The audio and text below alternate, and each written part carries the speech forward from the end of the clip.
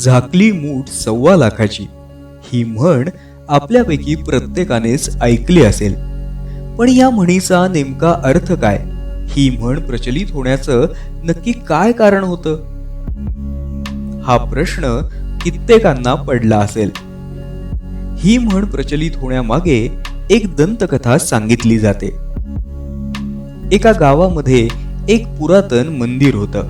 त्या मंदिराचा एक पुजारी होता. तो त्या मंदिरातील देवतेची पूजा करायचा, त्या मंदिराची देखभाल करायचा. ते गाव ज्या राज्यामध्ये होतं त्या राज्याचा राजा एके दिवशी या गावाला भेट द्यायला येणार आहे ही बातमी त्या गावामध्ये आली.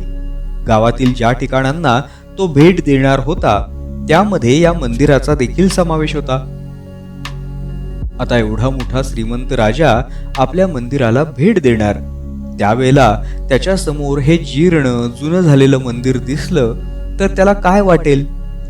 याउलट जर आपण या मंदिराचे सुशोभीकरण केले, त्याला रंगरंगोटी केली, तर राजा मंदिरामध्ये दर्शन घ्यायला आल्यावर नक्कीच खुश होईल आणि कदाचित तो मोठा अनुदान किंवा मोठी काही रक्कम दान म्हणून सुद्धा या मंदिराला देईल, असा विचार त्या पुजाऱ्याच्या मनात आला.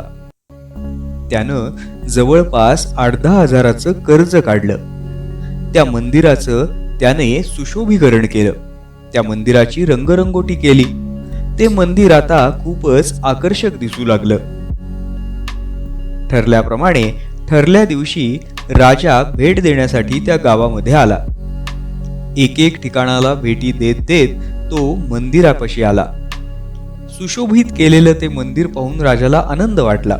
त्यानं देवतेचं दर्शन घेतलं. पण तिथून निघत असताना मात्र त्यानं दानपेटीमध्ये केवळ 2 आणे टाकले. जो श्रीमंत राजा दर्शनाला येणार म्हणून आपण एवढं मोठं कर्ज काढलं, या मंदिराचं सुशोभीकरण केलं, त्या राजाने वास्तवामध्ये दानपेटीमध्ये केवळ 2 आणेच दान करावं हे सगळं पाहून त्या पुजाऱ्याला थोडं वाईट वाटलं. आता हे कर्ज फेडायचं कसं याची चिंताही त्याला वाटू लागली. पण एवढ्यात त्या पुजाऱ्याला एक युक्ती सुचली. राजाने दानपेटीमध्ये टाकलेले ते 2 आणे त्याने आपल्या मुठीमध्ये पकडले आणि तो गावाच्या चौकामध्ये जाऊन लोकांना ती मूठ दाखवू लागला. त्याने दवंडी पिटायला सुरुवात केली. राजा जेव्हा मंदिरात दर्शनाला आला होता तेव्हा त्याने मंदिरामध्ये अर्पण केलेली गोष्ट माझ्या या मुठीमध्ये आहे, या गोष्टीचा मी लिलाव करू इच्छितो. तेव्हा ज्याला कोणाला बोली लावायची आहे त्याने पुढे येऊन बोली लावावी. लोकांनी विचार केला, एवढा श्रीमंत राजा आपल्या गावामध्ये आल्यानंतर मंदिरात दर्शनाला जातो काय आणि त्या ठिकाणी काहीतरी भेटवस्तू अर्पण करतो काय?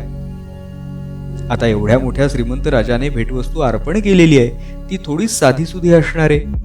कदाचित एखादं अमोलिक रत्न असेल, एखादा हिरा असेल. या विचाराने प्रत्येक जण बोली लावू लागतो. 5,000, 10,000, 15,000, 25,000, 35,000 करता करता 50,000पर्यंत बोली जाते.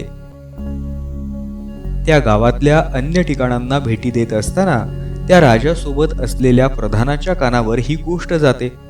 तो मोठ्या चिंतेमध्ये राजाला सांगू लागतो, महाराज, जर त्या पुजाऱ्याने आपली मूठ उघडली तर मोठा गोंधळ होईल.